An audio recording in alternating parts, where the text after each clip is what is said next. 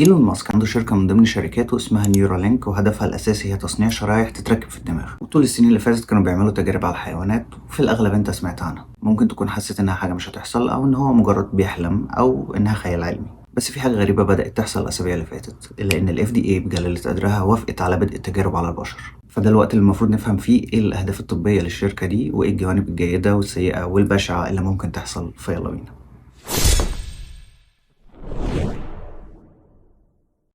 الهدف من الشريحة اللي نيورالينك بتقدمها هي إنها تتزرع في دماغك عشان تتحكم في عقلك، بس مش هتتحكم في دماغك بمفهوم إنها تخليك تعمل أفعال معينة أنت مش عايز تعملها وما شابه. بالعكس، الهدف الأساسي من زرع الشريحة دي المفروض إن هو هدف طبي، زي مثلا إنها ترجع لك شوية وظائف مخك كان مسؤول عنها لكن لسبب طبي أو لحادثة أنت ما بقتش قادر تعملها، زي فاقدين النطق أو فاقدين البصر مثلا.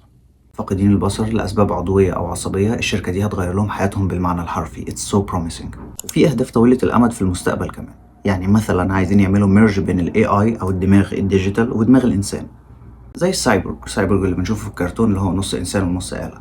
طبعا خيال علمي واحتمالات مفتوحة من آمال طبية وكوارث مرتقبة. من الحاجات الكويسة كمان إن الشريحة دي ممكن تتحكم في الموصلات العصبية، وده ممكن يفيدنا في بعض المشاكل النفسية زي ال OCD أو الاكتئاب. طبعا كمان ممكن يفيدنا في الشلل الرعاش لأنه برضه ليه علاقة بالموصلات العصبية. هتلاقي موديل اسمه نيورالينك N1 وانت بتدور في الموضوع، ودي اللي اتجربت واشتغلت على القرود والخنازير وغيرها من الحيوانات. ممكن تستغرب لما أقولك إن البتاعة الصغيرة دي هتغير حياة الملايين من الناس. في التجارب مثلا هتلاقيهم خلوا قرد يلعب لعبة بدراع التحكم، وبعدين خلوه يتحكم في الكمبيوتر وهم فاصلين دراع التحكم، وبعدين خلوه يلعب لعبة أصعب، وبعدين خلوه يطلب حاجة ياكلها كمان.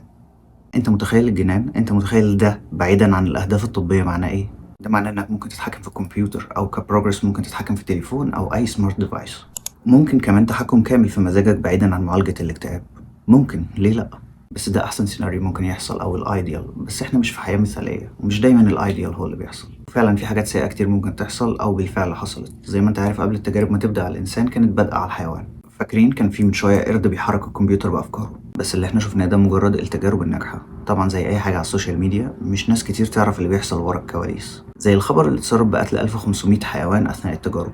جزء كبير من موت الحيوانات دي كان بسبب إن الأبحاث فيها داتا محتاجة تتجمع بعد موت الحيوان، وده شر لابد منه. بس في أسباب تانية كتير اتقتل بيها الحيوانات دي، زي الاستعجال والأخطاء، خصوصا إن في أخطاء حصلت ليها علاقة بحجم الشرايح، لأن مش كل الحيوانات بتستخدم نفس حجم الشرايح. بس سيبك من الحيوانات دلوقتي وتعالوا نخش على الجانب البشع أو الجانب اللي برعاية بلاك ميرور.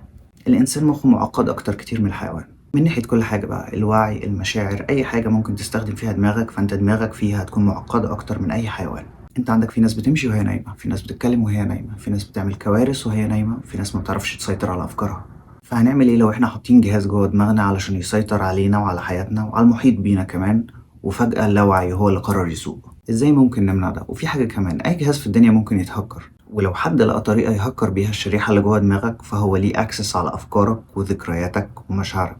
ده مش واحد مهكر السوشيال ميديا بتاعك ولا الفيسبوك، دي دماغك يا معلم. فهل احنا مستعدين فعلا لحجم الضرر اللي ممكن يحصل؟ بلاش دي. طب لو ايلون قرر كده يطلع بقرار زي ما عمل في تويتر من كام يوم، وقال لك هيتحط ليميت ومفيش غير 600 تويتة في اليوم بس كل واحد هيشوفها، واللي عايز يشوف اكتر من 600 تويتة في اليوم يشترك في تويتر بلو ب $8 في الشهر. بعيدا عن انه تقريبا تراجع عن القرار دوت، وتويتر تاني يوم اشتغل عندي عادي خالص. بس تخيل كده لو طلع اي قرار ليه علاقه بالسبسكريبشنز مثلا علشان تاكسس بعض ذكرياتك او حاجه شبه كده، كارثه. انا عن نفسي مش متاكد اذا كان الموضوع فعلا يخوف، ولا انا كبرت في السن وبقيت شبه العواجيز اللي شافوا سمارت فون لاول مره. بس هنشوف هنروح من بعض فين يعني. متنسوش تتابعوني وتعملوا لايك وسبسكرايب، واشوفكم على خير ان شاء الله.